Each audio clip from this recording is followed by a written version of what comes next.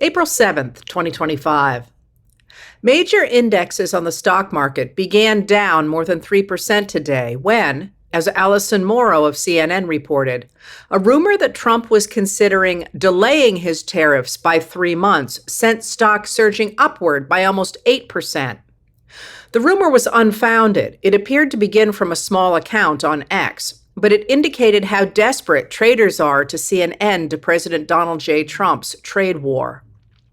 As soon as the rumor was discredited, the market began to fall again, although Treasury Secretary Scott Bessent's announcement that he is opening trade negotiations with Japan and looking forward to talks with other countries appeared to reassure some traders that Trump's tariffs will not last. The wild swings made the day one of the most volatile in stock market history. It ended with the Dow Jones Industrial Average down by 349 points and the S&P 500 and the NASDAQ Composite staying relatively flat. Futures for tomorrow are up slightly.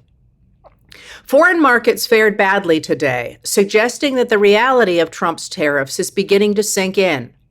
Sam Goldfarb of the Wall Street Journal notes that Hong Kong's Hang Seng took its biggest dive since the 1997 Asian financial crisis, losing 13%, and that other markets also fell today. Goldfarb reports that in the U.S., traders are deeply worried about losses, but also anxious about missing a rebound if the administration changes its policies. Hence the extreme volatility of the market. Generally, values over 30 are considered indicators of increased risk and uncertainty in the Chicago Board Options Exchange, or CBOE, Volatility Index, the so-called fear gauge. Today, it spiked to 60. Business leaders are speaking out publicly against Trump's tariffs. Today, Ken Langone, the co-founder of Home Depot and a major Republican donor, told the Financial Times, "I don't understand the goddamn formula." Senate Republicans are also starting to push back. 7 Republican senators have now signed onto a bill that would limit Trump's ability to impose tariffs. The power to levy tariffs belongs to Congress, but Congress has permitted a president to adjust tariffs on an emergency basis. Trump declared an emergency, and it is on that ground that he has upended more than 90 years of global economic policy.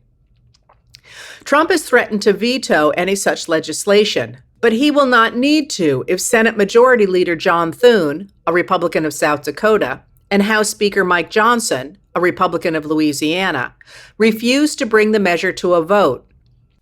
Jordain Carney and Meredith Lee Hill of Politico report that while Republicans express concern about the tariffs in private, leaders will stand with the president because they must have the votes of MAGA lawmakers to pass any of their legislative agenda through Congress. And to get that, they will need Trump's support.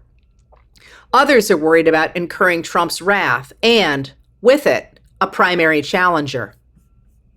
People are skittish. They're all worried about it, Senator Rand Paul, a Republican of Kentucky, told Carney and Hill.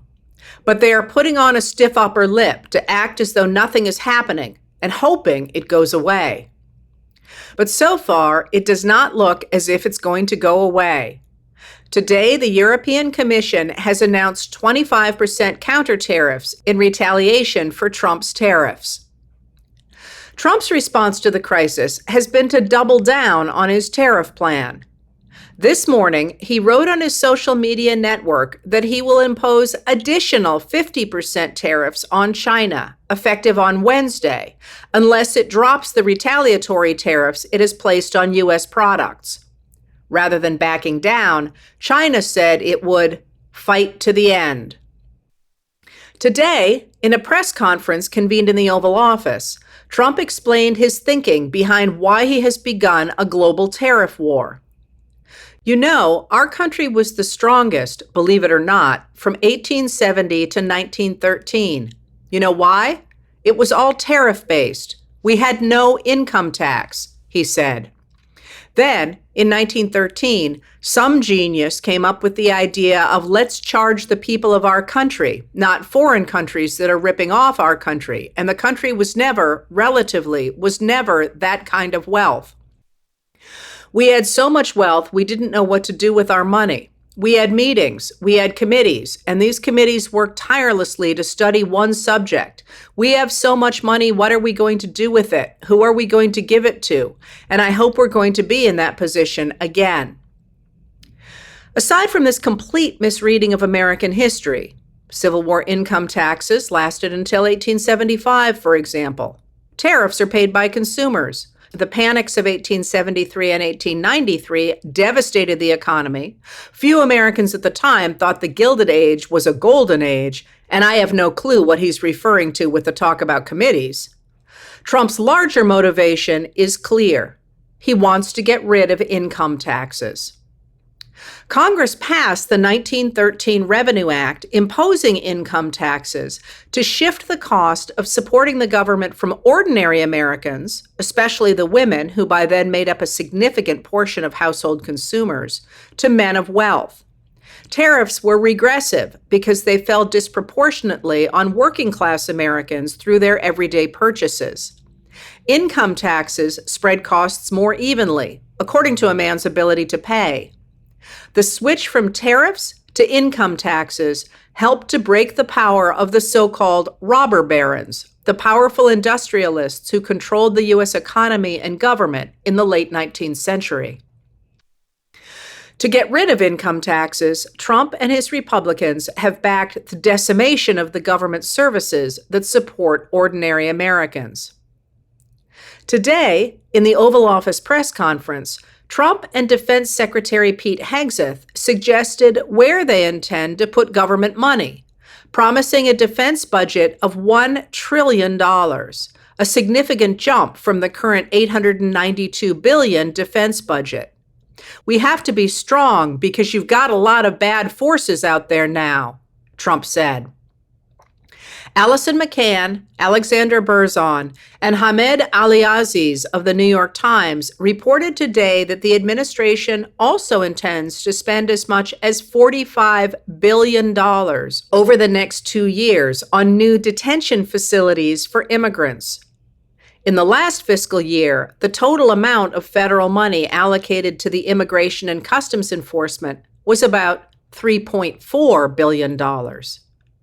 The new facilities will be in private hands and will operate with lower standards and less oversight than current detention facilities.